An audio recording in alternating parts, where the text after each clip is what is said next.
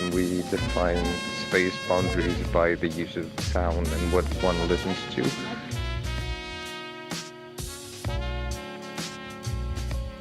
Not going too far away, and she goes forth and back. She doesn't follow the road in one direction, but she still stays kind of close. So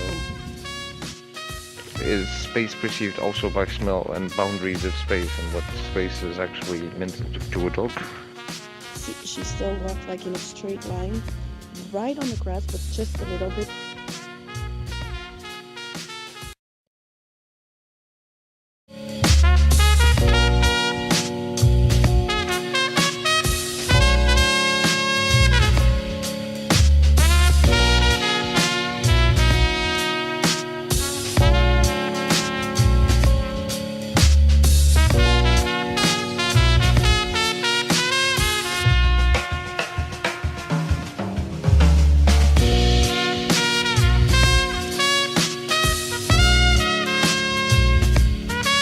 Crossing the street. Crossing streets.